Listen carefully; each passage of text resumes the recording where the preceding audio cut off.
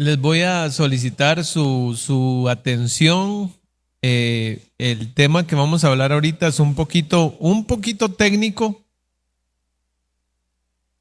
pero tiene una aplicación espiritual. Entonces, a ver, tenga paciencia porque el tema se va a ir armando poquito a poco hasta llegar ahí al final y vamos a entender a qué se refiere. Entonces, para empezar, yo le pedí a una persona que ya tiene pues horas de vuelo, que nos explique un poquito en qué funcionan los instrumentos de un avión, porque vamos a hacer esa analogía o esa metáfora entre cómo se vuela un avión y cómo se vive la vida cristiana. Entonces, le pedí el favor a don Emma que él nos hablara con respecto al tema, así que y vamos a darle un aplauso de apoyo a don Emma que nos va a hablar de este tema. ¿Está bien? Muchas gracias. Ahí está don Carlos también, que le ha hecho alguito. Bueno, antes de iniciar con los instrumentos de vuelo, cuando uno va, antes de despegar, tiene que hacer un grupo de cosas, ¿verdad? Entonces, primero que tiene que hacer un chequeo del avión y tiene que incluso hacer un grupo de instructivos o instrucciones antes de tan siquiera arrancar el avión. Ya por arrancarlo, tiene que comunicarse con la torre de control. Y la torre de control, digamos que es la que le va a girar ciertas instrucciones. Y usted tiene que obedecer a la torre de control. Si usted le dice a la torre de control que va a andar a cierta altura, a esa altura tiene que andar. Porque arriba hay como calles, ¿verdad? Si no pasa un avión más grande y se lo llevan banda. Entonces, ahí vamos a ir tratando de ver. El avión, ya sea uno pequeñito, monomotor, o uno grandote que le caben 500 personas, básicamente tiene 6 instrumentos fundamentales. Si quiere lo hace como más chiquitito. Que son esos que se llaman el CISPAC. Si quiere lo hace más chiquitito, más para que lo vean todos. Esos son como los instrumentos principales. Y ahora sí vamos como a verlos. El primer instrumento es parecido al del carro. Es el Airspeed Indicate, que es el espirómetro, digamos. Esto es para ver la velocidad del avión. Pero el avión resulta que usted no lo puede andar a la velocidad que usted le dé la gana, como decimos vulgarmente. Por eso tiene como una franjita verde, una amarilla y una rayita roja al final. No es como el carro, que en el carro usted no vienen las instrucciones, pero en las instrucciones en el manual en realidad no dice usted no se puede pasar de esta velocidad. La última rayita es la velocidad de nunca exceder. Si usted pasa esa velocidad, no es que el avión se va a desarmar, pero corre el riesgo de que ciertas funciones del motor principalmente no funcionen como tienen que ser. Y cada rayita, por ejemplo la blanca, tiene que ver con los flaps. No se pueden, tienen que estar extendidos, pero no se pueden extender si pasan esas en la parte verde, porque también el avión puede tener algún problema. Ahí, ¿qué les puedo decir? Lo que se mide es en nudos. Cada nudo es casi 2 kilómetros por hora, es 1.852 kilómetros por hora. Es como se mide. Y básicamente es para ver la velocidad. ¿Para qué sirve la parte blanca? Básicamente es cuando usted agarra carrera para despegar, dependiendo del avión, en cierta parte de lo blanco, usted puede hacer la cabrilla hacia atrás y el avión ya despegó. Y listo. El que sigue, para mí es de los más importantes. Ese se llama horizonte artificial. Eso no sé si lo notan, tiene como 2 rayitas anaranjadas abajo y un puntito. Esas 2 rayitas, dense cuenta que son las alas del avión. Y el puntito en el centro es como digamos, la trompita del avión, donde está la parte del frente. Lo que está azul arriba es el cielo. Lo que está como café abajo o negro, dependiendo, va a ser la tierra. Entonces, ahí, por ejemplo, el avión tiene una actitud que va nivelado, va recto. Arriba tiene unas lineecitas. Cada lineecita de esas, del centro a la izquierda o a la derecha, equivalen a 10 grados. Eso es cuando el avión se va volcando. Entonces, primero son 10, 20, 30. Entre las 2 grandes hay 45 y 60. ¿Qué es lo importante de esto? Cuando uno aprende a volar, lo primero que saca es una condición que se llama VFR, que es Visual Flight Rules, que es 100% visual lo que uno intenta hacer. Ve por allá un río, ve cierta montaña, ve un edificio. Uno se va fijando en esas cosas para llegar a donde va. Pero por ahí se puede topar una nube. Entonces, cuando usted se mete dentro de una nube, definitivamente no ve nada. Y uno aquí se puede fijar en esto, porque cuando usted se mete en una nube tiene una desorientación espacial. Usted cree que va recto, pero usted puede ir totalmente doblado y hacia el piso, porque no ve nada. Entonces uno lo que intenta es que eso vaya lo más recto posible. Y se fija en el de la par, que es el altímetro. El altímetro, que es ese que está ahí, eso es para ver la altitud a la que va el avión. Si usted no va viendo nada, se fija en esos dos para respetar la altitud que le dijeron en la torre de control para no pegar contra una montaña. Si respeta esos dos, digamos, sale de la nube y listo. Ese que está ahí, como les digo, es el altímetro. Eso lo que les va diciendo es en pies la altitud a la que usted va sobre el nivel del mar. Eso ya más técnico se mide en un tema ahí que se llama QNH, que son es como la presión atmosférica y se mide en isobaras o en pulgadas de mercurio, que es lo que está ya más chiquitito, que está como a la derecha. Igual la torre de control le va indicando. Por ejemplo, cuando uno sale de Pava le dicen que el QNH es 2992, pero cuando llega a Cartago, que lo atiende otra torre de control, ahí le dicen que es 29.90. Eso es igual, muy importante que lo va uno moviendo, porque la altitud varía, y si uno no lo mueve, el avión está con altura, digamos, de Pavas, que era más bajo, y resulta que se pega ahí de montaña. Entonces tienen que ir fijándose en eso. ¿Qué más sigue ahí? Para ver. Este de acá a la derecha es el altímetro. Ese básicamente lo que le va a indicar es con qué velocidad sube o baja.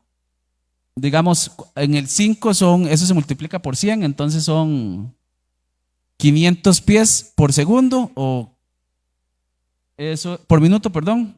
Eso es la velocidad cuando ustedes, los que han tenido la oportunidad de viajar en avión, que el avión empieza a bajar, ustedes ven que le dice, estamos a punto de aterrizar, pero nada que aterriza. Es porque él empieza a bajar desde muy antes para que usted no sienta el golpe. Entonces ahí lo va midiendo. Eso básicamente es para eso. Este que está aquí, el del centro, también es muy importante. Ese es el indicador de dirección. Se parece a una brújula. Uno que se usa es la brújula. Lo que pasa es que la brújula no es exacta. La brújula tiene 7 errores. El indicador de dirección, lo que hace usted es que con la brújula ajusta ese, y ese es el que le va a decir para dónde va. Si va para el norte, si va para el sur, si va para el oeste o si va para el este. Entonces usted va respetando eso para no perderse. ¿Por qué? Porque si usted no tuviera eso y usted sale de aquí en línea recta, según usted, hacia Punta Arenas, termina en, no sé, en Limón, porque usted cree que usted va en línea recta, pero en realidad usted se va a ir moviendo porque el viento también lo va moviendo a uno. Entonces, con eso por lo menos usted va viendo hacia dónde va. Y esos son unos pastores. Y el último es ese, que ese es un coordinador de giros. Básicamente el avión en el cielo puede derraparse o puede, ¿cómo se llama? Bueno, irse como de lado. Entonces lo que se hace es que cuando usted va dando una vuelta tiene que tratar de que esa bolita quede como en el centro para que pueda dar una vuelta correcta, si no el avión como que se va a ir así como de lado y la gente puede sentir feo. Eso es como lo principal, digamos, que uno tiene que fijarse. Los principales son como, si quiere lo hace más pequeñito. Más. Son como los 3 de arriba, esa T, lo que se forma una T. Eso es lo principal que se tienen que fijar. Estos mismos instrumentos, como les digo, los van a ver en un avión chiquitito o en un avión muy grande. Lo que varía es que ya en el avión más grande probablemente sean en digital, en una pantalla. Y ¿qué más les puedo decir? Bueno, y ya ustedes sabiendo eso, lo más importante es que en el aire sigan las instrucciones que le da la torre de control.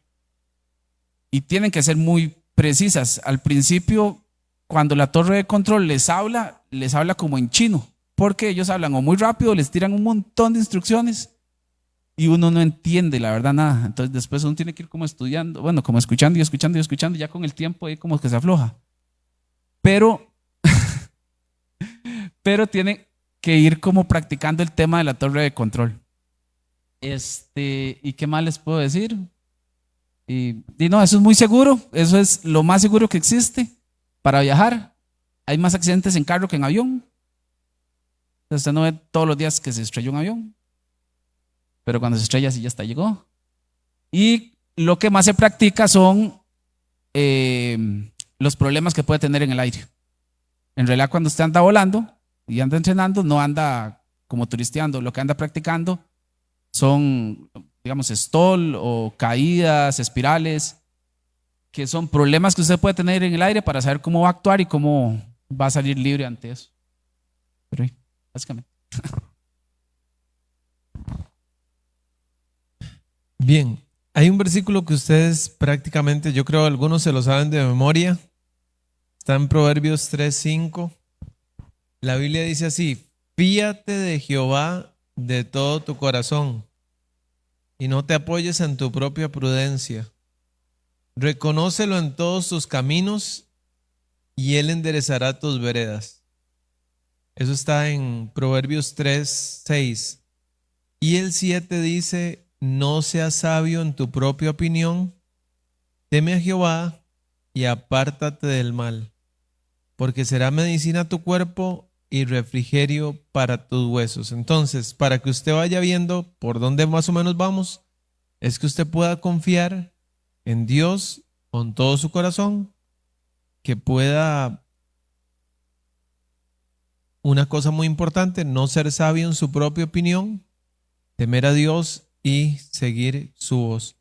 Ahora, quería que viéramos una fracción de un video que yo lo voy a pasar completo. Si usted lo quiere ver completo, en realidad, pues a mí me llamó la atención, la verdad. Quería que usted viera, trata un poquito sobre el tema que estaba hablando don Emma, así que vamos a poner los primeros minutos y después de eso ya continúo con el tiempo de la enseñanza. ¿Está bien?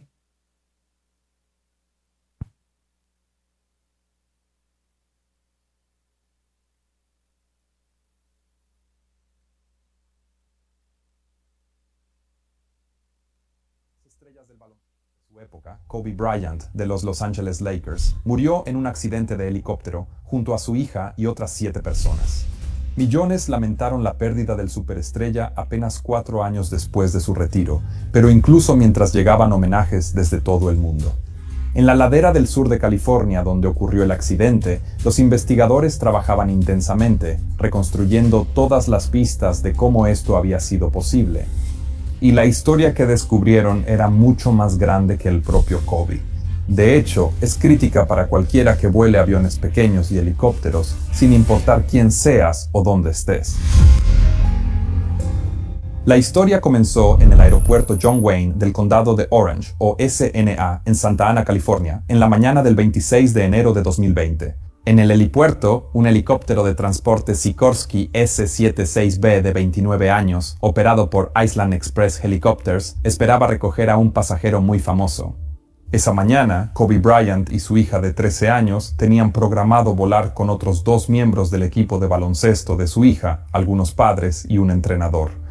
El destino era la propia Academia Deportiva de Kobe en la ciudad de Thousand Oaks, donde tenía previsto entrenar el partido de baloncesto de los niños más tarde ese día. Ahora, el helicóptero había sido contratado porque conducir desde Santa Ana hasta Thousand Oaks a través del infame tráfico de Los Ángeles habría tomado más de 2 horas, mientras que el vuelo en helicóptero duraría solo unos 30 minutos. Y el alto costo realmente no era un problema para un multimillonario como Bryant. Pero Kobe era famoso por ser muy exigente con los helicópteros. Sabía que tomar vuelos regulares en helicóptero lo ponía en mayor riesgo de accidente que a la mayoría de las personas, y por eso tenía criterios muy estrictos para cualquier empresa o piloto que aceptara volarlo, especialmente a sus hijos.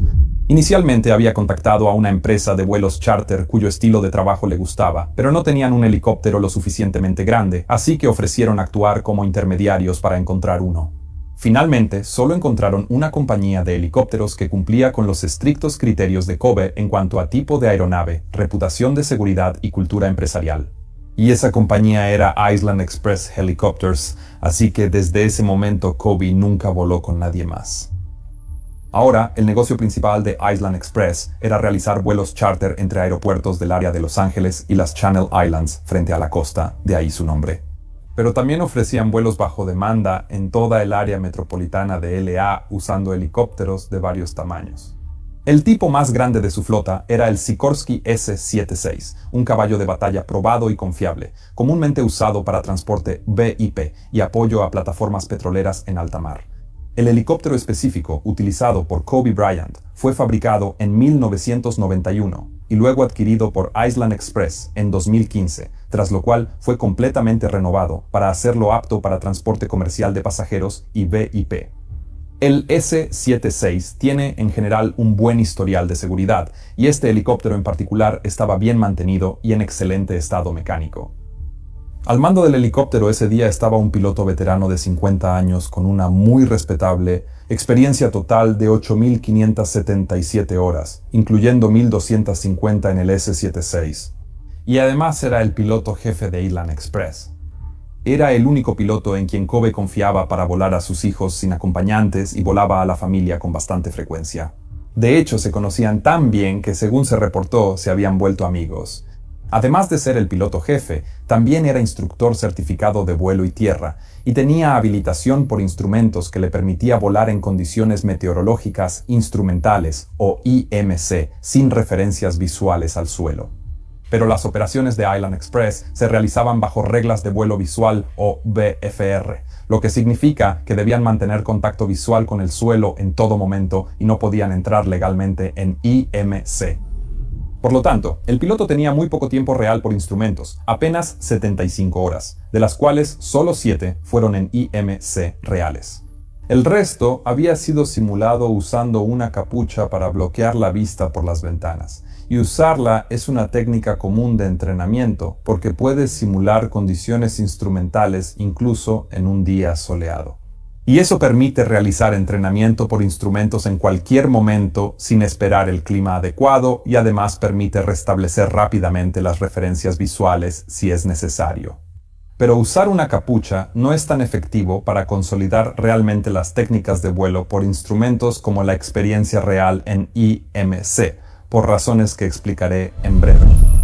En todo caso, el piloto se presentó a trabajar esa mañana sintiéndose bien tras una noche normal. Está interesante, ¿ah? Dice, ¿qué? ¿Cómo ahí? Bueno, básicamente el video dice que el piloto era veterano, tenía 8.577 horas de vuelo. Eso sí, especificó solo 7 horas por instrumentos. Lo que explicó don Emma son los instrumentos. Los tiene un avión, los tiene un helicóptero, ¿verdad? Entonces, ellos se metieron, ese día había una cosa que se llama una capa marina, una capa extensa de niebla o nubes bajas que se desplazan del océano tierra adentro cada mañana, algo que es muy común en California. Entonces, quiero explicar estos dos conceptos que ahí salieron en el video VFR, se llama reglas de vuelo visual. O sea, la compañía operaba bajo esta norma. Digámoslo así, todos los vuelos que hicieran tenían que tener visibilidad. O sea, el piloto va viendo qué está ocurriendo, ¿verdad? Entonces, el piloto dice aquí, vuela manteniendo referencia visual con el terreno y el horizonte y se encarga de ver y evitar otros obstáculos o aeronaves. Y hay otras siglas muy importantes, las siglas IMC. Se llama condiciones meteorológicas de instrumentos. Como decía don Emma, si usted se mete en una nube o muchas nubes, entonces usted va a tener que confiar en los instrumentos. El clima requiere que el piloto vuele exclusivamente por referencia a los instrumentos de la cabina. Nubes, niebla densa, lluvia fuerte, cualquiera de estas cosas. Ahora, este mensaje se llama mentalidad IMC. Mentalidad IMC. Voy a leerle un párrafo que él dice más adelante y dice así: cuando esto le pasó a un piloto, es decir, que lo que le pasó al piloto de Kobe Bryant básicamente fue que el piloto estaba preparado para volar en VFR, pero entraron en condición de IMC. O sea, el clima se puso feo, dejó de ver y él trató de corregir. Y lo último que sale al final del video es un helicóptero a 140 nudos de velocidad, bajando así en ángulo de 45 grados para precipitarse a esa velocidad contra una montaña. Lo que significa así en términos simples, era que el piloto en su mente, solo en su mente, él iba para arriba. Pero ya voy a leer qué es eso exactamente. Dice, cuando esto le pasa a un piloto que no tiene habilitación, es decir, que entra en esta condición de IMC, que no tiene habilitación por instrumento, una de las situaciones más peligrosas que se puede encontrar, ya que conlleva riesgos extremadamente altos de desorientación e ilusiones físicas. Verás, sin referencias visuales, el sistema vestibular humano, que usted lo tiene, es el oído interno, no puede distinguir entre la gravedad y la aceleración y por lo tanto pierde rápidamente su capacidad de determinar su orientación en el espacio. Suena simple corregir el rumbo mirando los instrumentos. Dice él que es un piloto profesional, pero no lo es. Cuando un piloto profesional obtiene su habilitación por instrumentos, tiene que pasar por un entrenamiento riguroso que les enseña a los pilotos profesionales IMC a ignorar las señales vestibulares y en su lugar concentrarse en mantener un escaneo estricto de los instrumentos que le permite reconstruir su imagen mental de cómo están orientados. Así que un piloto sin este entrenamiento que entra en IMC tendrá dificultades para mantener el avión en rumbo y nivelado. Aunque sepa que debe confiar en sus instrumentos, marque esto con amarillo, simplemente, dice él, no es nada instintivo. O sea, para nosotros es difícil entender porque tal vez nunca hemos volado un helicóptero.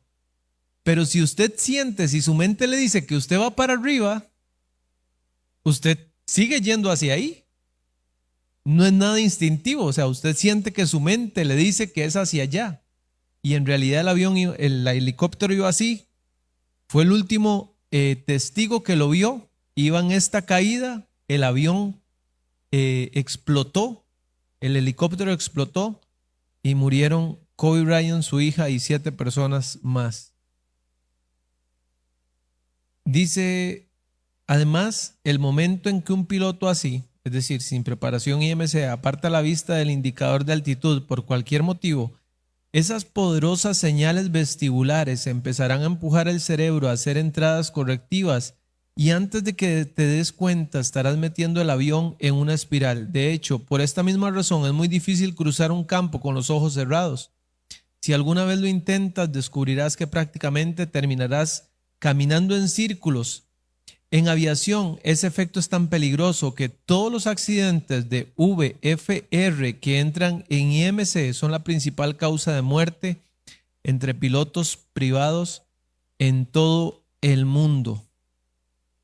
A esa espiral se le llama la espiral de la muerte. El piloto puede sentir que el avión está nivelado cuando en realidad entra en un viraje descendente. Al intentar corregir por sensación y no por instrumentos, suele agravar la situación. La estadística dice, se estima que un piloto sin habilitación de instrumentos tiene una esperanza de vida, oiga bien, o sea, en el momento que entra en una nube donde ya no tiene visibilidad y no está preparado para los instrumentos, tiene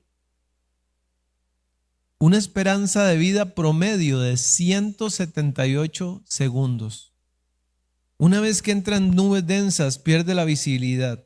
Esto es sinceramente aterrador. Solo un par de minutos en IMC pueden ser fatales. Entonces la compañía tenía un procedimiento. Tenía que bajar la velocidad de 140 nudos a 60 nudos. Nunca lo hizo.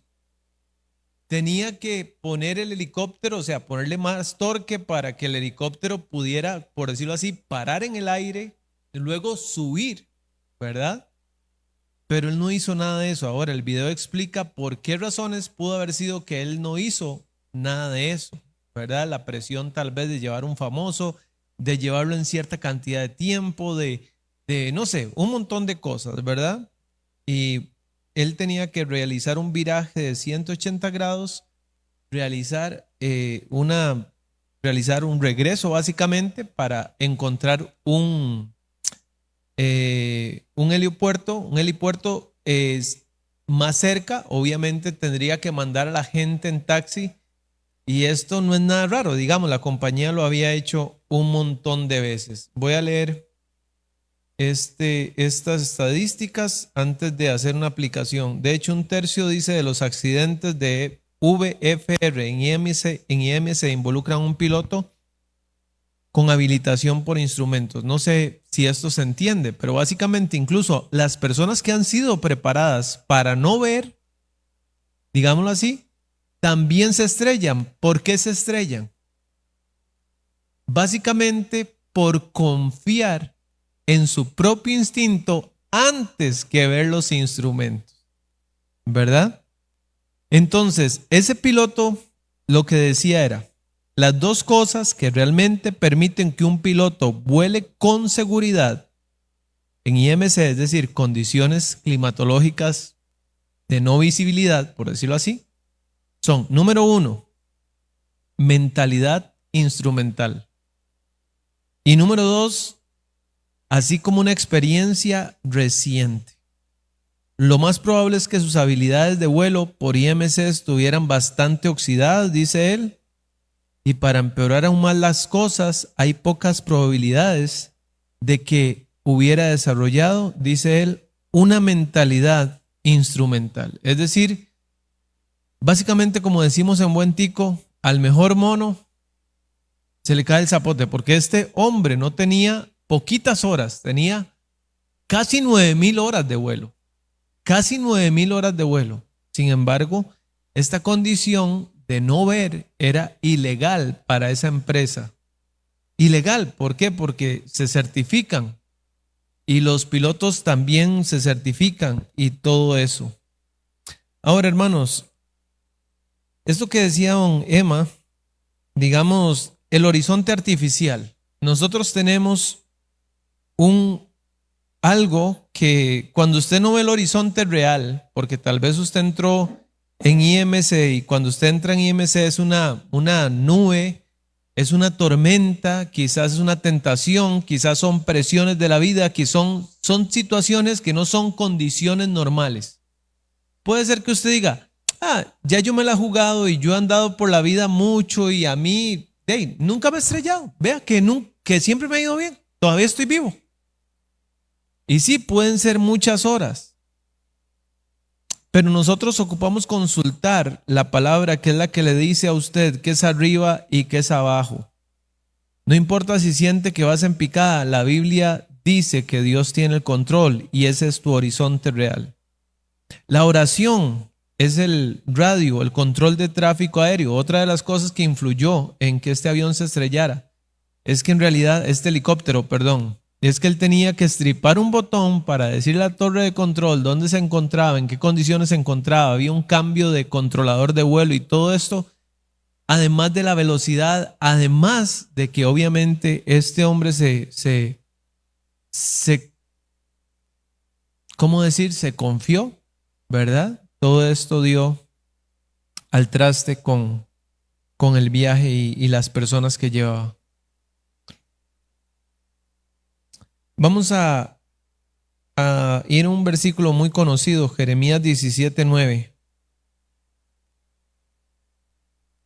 Básicamente, no sé si usted ya lo pudo un poquito captar.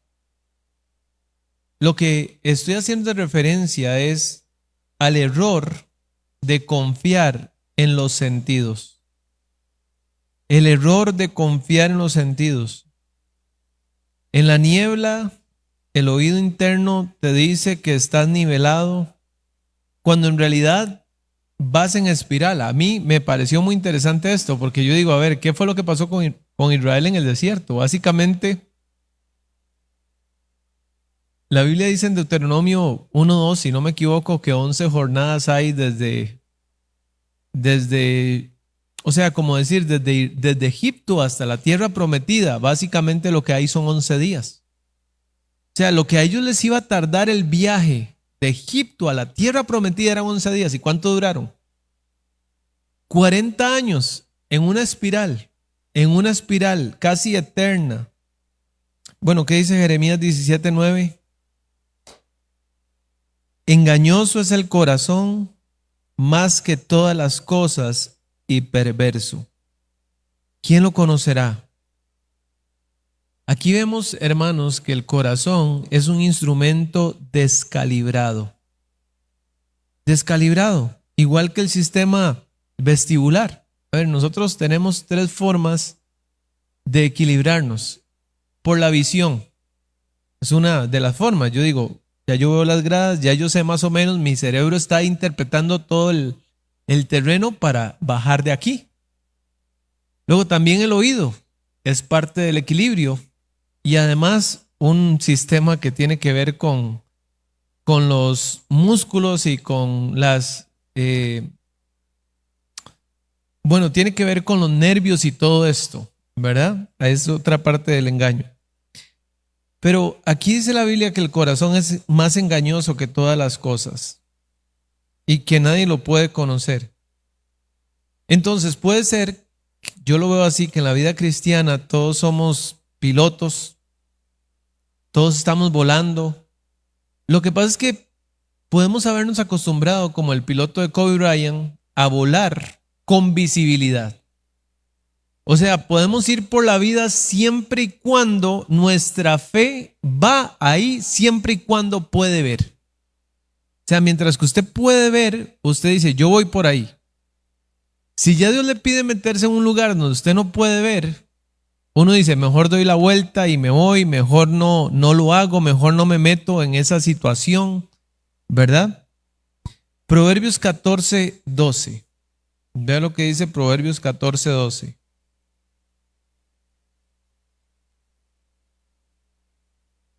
Está ahí.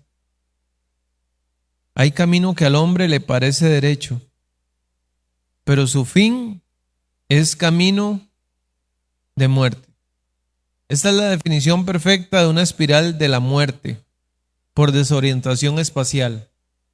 O sea, yo comienzo a seguir mi voluntad, mis sentidos, mis corazonadas, ¿cómo podría decirle? Mi intuición. Y yo digo, voy por un buen rumbo. La verdad es que voy por un buen rumbo. Pero este fin es un camino de muerte. Básicamente, este basquetbolista y su hija y los otros acompañantes que iban en el helicóptero murieron por una corazonada. Porque el piloto pensó que iba por un buen rumbo, pero en realidad no iba por un buen rumbo. Y no solo se mató él, ojalá pasara así, como que yo tuve una corazonada y me maté yo solo al final, ¿verdad? Básicamente es lo que estábamos hablando hace 8 días, cómo David intentó llevar el arca a Jerusalén y no solo murió él, en realidad él no murió, en realidad murió Usa, ¿verdad? Proverbios 28:26. Proverbios 28:26.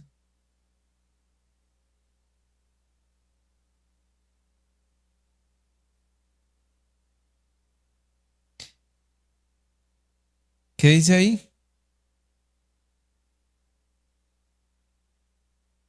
El que confía en su propio corazón es necio, mas el que camina en sabiduría será librado.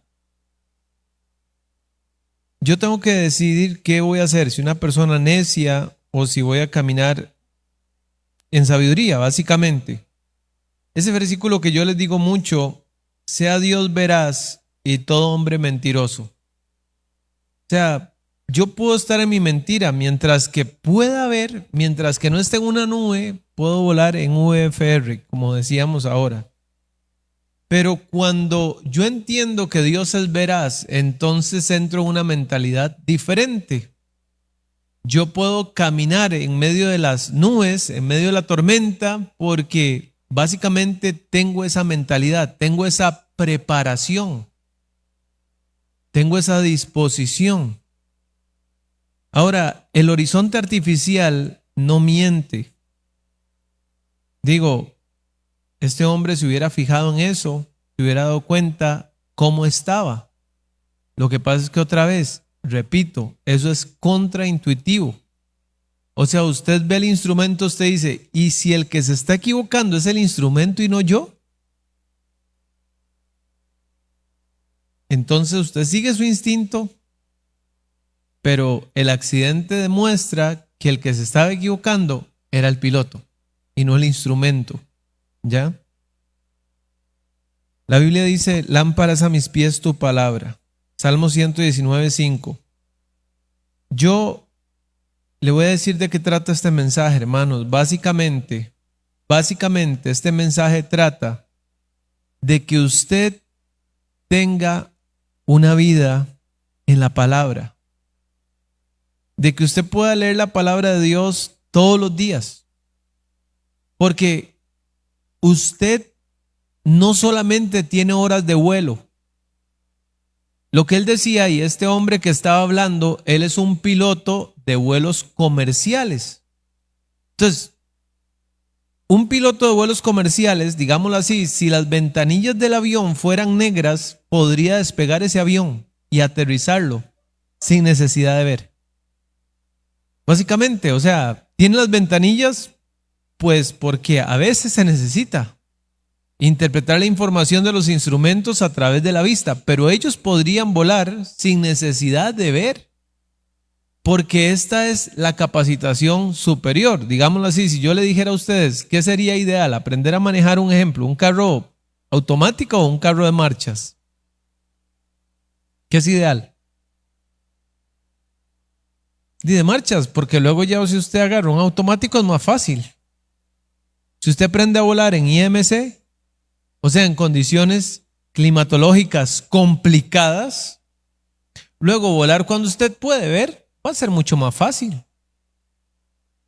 Y en realidad yo creo que la vida cristiana en un gran porcentaje del tiempo trata sobre ver los instrumentos, y cuando usted ve los instrumentos usted dice, todo va a salir mal. Porque cuando usted ve la Biblia, lo que dice, lo que aconseja, usted dice, no, porque no sé qué piensa un joven. La Biblia dice, no se una en yugo desigual. Entonces el joven dice, no, voy a perder la oportunidad de mi vida. Jamás, ¿cómo yo voy a dejar este papi, esta mujer tan guapa, tan hermosa? Entonces la mente le dice que usted en realidad debería aprovechar la oportunidad. Los instrumentos le dicen que no. Y uno tiene que decidir. Y a veces la gente dice, lo tomo. Y después que vienen cosas que no son correctas, que no son de Dios.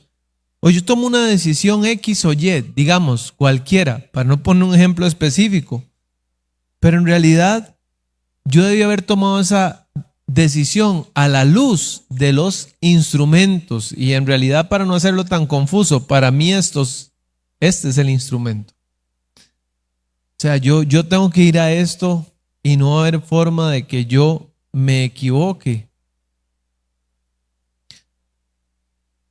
Vea lo que dice Josué 9:14. Usted tiene que, cuando vuela, estar en constante comunicación con la torre de control o el control de tráfico. Y esto pues de alguna forma simboliza la oración. Esta comunicación que usted está teniendo continua con el controlador de vuelo. El piloto que no pide ayuda colisiona o se estrella simplemente. El cristiano que consulta vectores o direcciones se salva. Josué 9:14 dice, los hombres de Israel tomaron de las provisiones de ellos. ¿Y qué dice? Ahora, recuerda esa historia. ¿Alguien recuerda esa historia? ¿En qué contexto está ese versículo?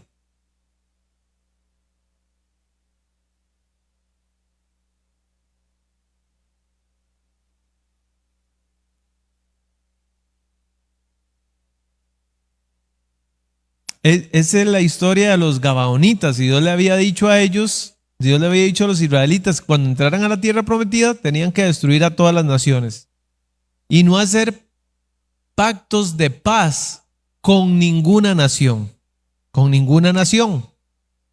Entonces ellos básicamente tenían que obedecer. Hace poco hablé de Saúl también, cómo Saúl tenía que destruir todo y obedecer. Entonces, algunas naciones hicieron como decirlo así, ellos pelearon frontalmente, dijeron, nos vamos a enfrentar a Israel, y no les fue ni regular. Pero otras naciones más astutas, dice la Biblia, que aunque estaban cerca, vivían cerca, se fingieron que venían de muy largos, se vistieron ropas viejas, zapatos viejos, pusieron pan mohoso en sus alforjas ahí, cueros, o sea, básicamente ellos hicieron una pantomima. Hicieron un engaño, hicieron un teatro y se presentaron ante Josué diciéndole que ellos venían desde muy lejos, que ellos no eran cananeos, que ellos venían tan lejos que vea que cuando salieron el pan estaba fresquititico y ahora parecía un bate de béis. Entonces ellos se dejaron llevar por su sistema vestibular, dijeron, ay sí, pobrecitos, nombres, qué feo. No, hombre, es que pecado. Y ellos le dijeron, ¿ustedes creen que podríamos hacer una alianza de paz? Y Josué, sin consultar a Dios, dice aquí que dijo, sí, chiquillos, no, hombres, más bien vamos a darle a ustedes comida, que ustedes vienen tan largo y todo esto, los ayudaron. Resulta que a 3 días de camino estaba la aldea o el país de los gabaonitas. Fueron engañados. Y hermanos, a veces, no sé cómo les digo, pasan muchas cosas donde la gente es engañada. Y a mí como pastor, las personas me dicen, pastor, me dejé llevar por una situación X. No sé, me sonó que a mí que la situación económica de tal lugar era mejor y nos fuimos todos. Y resulta que tal vez no era así. O no era lo ideal. La Biblia menciona la historia de Elimelec, la historia de Noemí. Ellos dijeron, no hay pan en Israel, nos vamos a ir a Moab. Y las cosas no salieron bien. No consultaron a Jehová. No pidieron a la torre de control que les diera una indicación. Y tomaron el paso y lo hicieron. Hermanos, generalmente nosotros somos así, o sea, no, a mí no me va a pasar, a mí no me va a pasar, a mí, no, a cualquiera menos a mí. Le pasó a un piloto de 50 años que piensa que va para el sitio correcto y resulta que el fin de ese camino es muerte. Espiritualmente pasa exactamente igual. Proverbios 11:14. Dice la Biblia, Proverbios 11:14.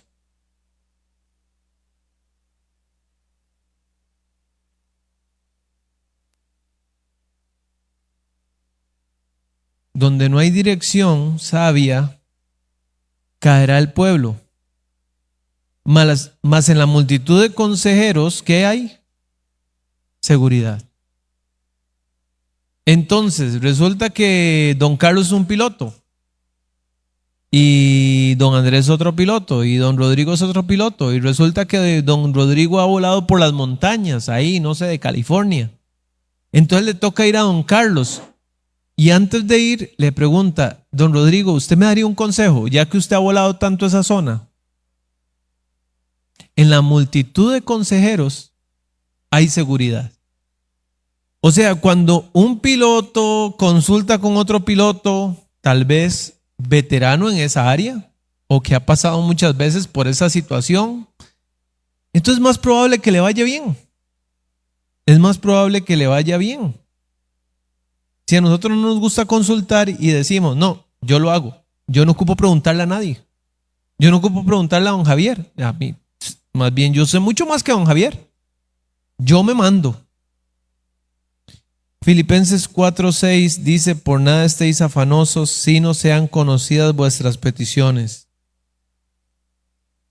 Cuando usted le pregunta a Dios, usted le presenta sus peticiones a Dios con acción de gracias, todo eso. Este versículo dice, Filipenses 4:7, y la paz de Dios guardará vuestros corazones y vuestros pensamientos. Eso quiere decir que el controlador divino trae orden al caos mental. Cuando usted no sabe para dónde ir, para dónde agarrar.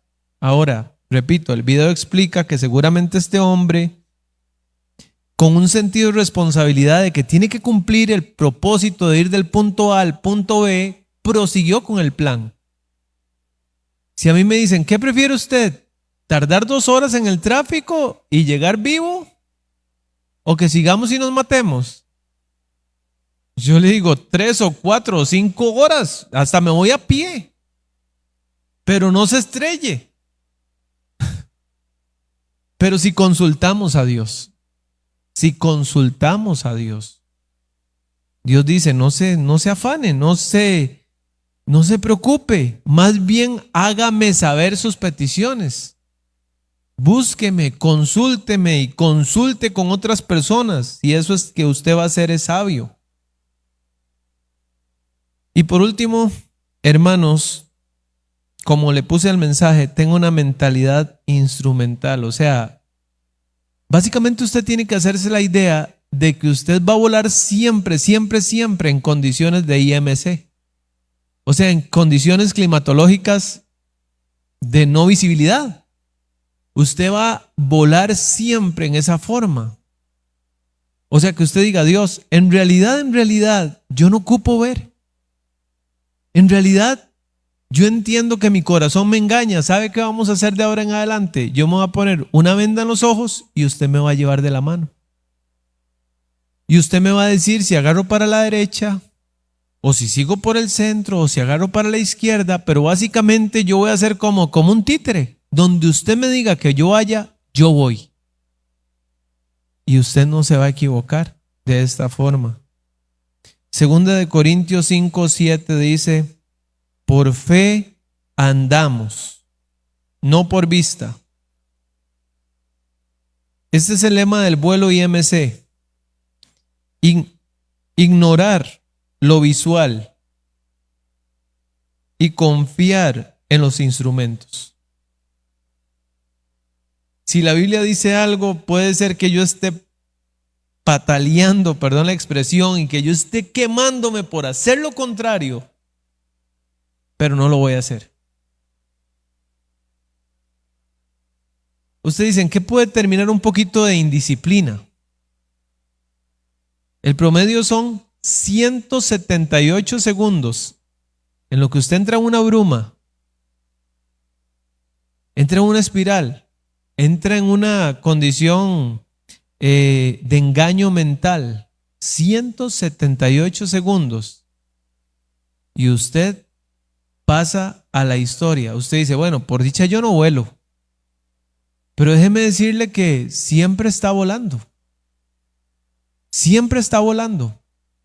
Cualquier decisión que usted tome puede acabar con todo.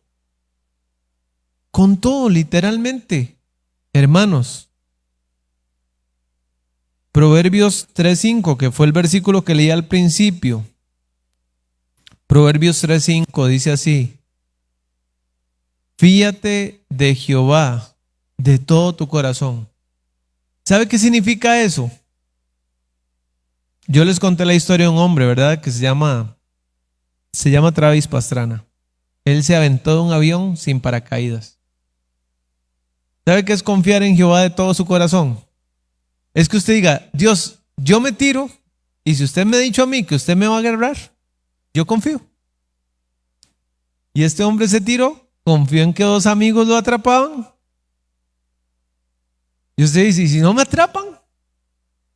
Quedo como un parche en el piso. Pero lo atraparon. Y tiene un video que es increíble. Usted dice, yo por un video no hago eso. Obviamente yo tampoco, ¿verdad? Pero Dios sí espera.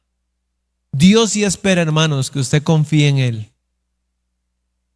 Y le voy a decir una cosa, si usted vuela en condiciones de IMC, usted es una persona entre 1,000,000. Porque usted no ve que los héroes de la fe salgan así en las ramas de los palos. Digo, o sea, Hebreos 11 se trató de hombres que escucharon la voz de Dios, siguieron los instrumentos, aunque el instrumento le decía que iba para la muerte, ellos dijeron, no importa. Yo sigo el instrumento, yo sigo los instrumentos. Y su mente le dice, no haga eso, usted es un tonto. ¿Qué pasa si los instrumentos le dicen a usted que ponga a su hijito, así vea ese chiquito qué bonito, Yaret, y que Dios le dice a Yadira, vea, tráigame a Yaret, tráigame a Naomi así, a lo más linda, recién nacida, me la pone en un altar y usted le pasa un cuchillo por el cuello? Dice Dios, vea, yo a usted lo amo demasiado y todo lo que usted quiera, pero olvídese. O sea, ese tipo de hombres y ese tipo de mujeres que vuelan con los instrumentos son raros. Son bichos raros. Son bichos raros, la verdad. Pero Abraham se fió de Dios de todo su corazón. Dios le dijo, aviéntese del avión y yo lo atajo. Y en lo que ya le iba a pegar así el puñal, Dios le dice, Abraham, ahora conozco que tú me temes. Le dio un montón de promesas, un montón de bendiciones, porque él estaba dispuesto a volar por los instrumentos. Pero no fue hasta el momento que él hizo. Fue hasta el momento que él hizo. Ya. Un día estaba escuchando una prédica y el predicador, se llama Héctor Ursúa, él dijo, usted ocupa, ahora le voy a compartir esto, en realidad no tiene mucho que ver con el mensaje, pero él decía, usted ocupa una provisión sobrenatural, porque él estaba hablando cuando Jesús convirtió el agua en vino. Básicamente se quedaron sin vino, este era un asunto social, o sea, era como que usted empezara con el pie izquierdo. Es decir, casarse y que no hubiera vino, había un montón de gente, etcétera, etcétera. El novio estaba sudando tacacos. Y María le dice a Jesús, Jesús, ayúdelos, no tienen vino. Y entonces María les da un consejo a ellos. Al maestresal, a todos los que le están ayudando, dice, hagan todo lo que él dice. Entonces este predicador decía, usted ocupa una bendición extraordinaria. Ese es el secreto. Haga todo lo que Jesús dice, porque Jesús se complace en bendecir, pero se complace en bendecir cuando lo obedecemos. Cuando nosotros lo obedecemos, fíate de Jehová de todo tu corazón, no te apoyes en tu propia prudencia. ¿Qué le estoy diciendo, hermanos? A usted su propia prudencia siempre le grita qué es lo que debe hacer. Y nosotros en una cantidad muy exagerada de porcentaje, nosotros le hacemos caso. Porque decimos, esta es la forma en que yo voy a salvar mi vida. Esta es la forma. No, esa no es la forma, esa es la forma suya. Su propia prudencia. Mi propia prudencia, porque usted y yo también yo la tengo, por supuesto. reconócelo en todos tus caminos. ¿Qué pasaría si Josué le dice, Dios, vea, vienen estos pobrecitos vestidos así, están tan mal, ni comida tienen, Dios, pero dígame qué hago?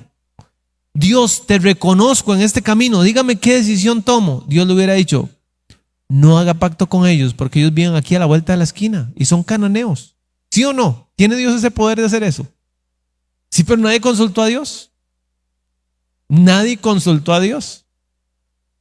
Y entonces eso fue un problema. Eso fue un problema. No seas sabio en tu propia opinión. Teme a Jehová y apártate del mal.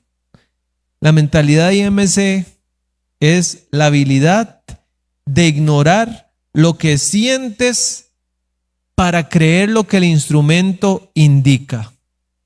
Para un piloto de IMC, no ver por la ventana es un día más en la oficina. O sea, ya la habilitación, la capacitación y sobre todo la mentalidad.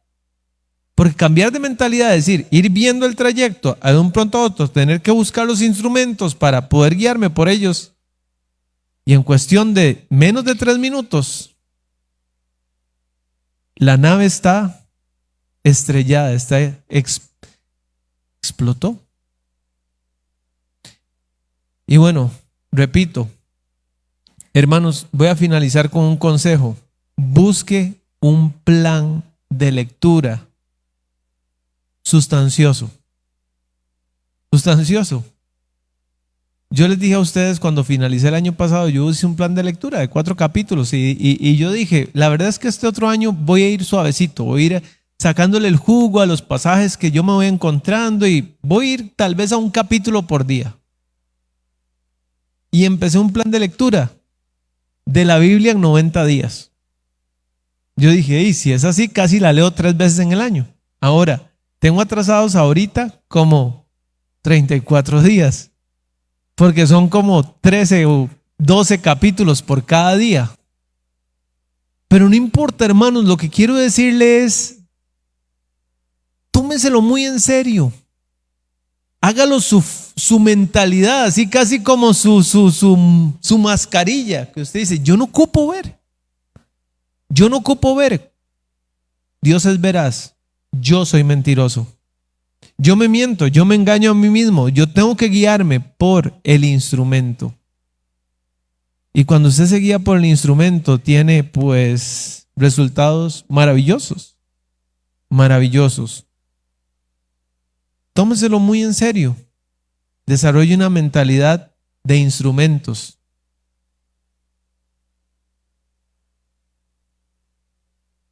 Eso es muy importante. Muy importante. Un día llegó alguien y me dijo, pastor, le tengo una buena noticia. Y me sacó así alguien detrás y me dijo, me voy a casar. Y así, sonrisa oreja a oreja. Digo yo, ¿qué le digo? Es decir, a todas luces eso no va a salir bien. Pero dígale usted algo que ahí hay una bomba Hiroshima. Y no es una pregunta, no es, ¿qué opina? ¿Le parece bien? O sea, por lo menos está bonito o bonita. No, nada más, me voy a casar.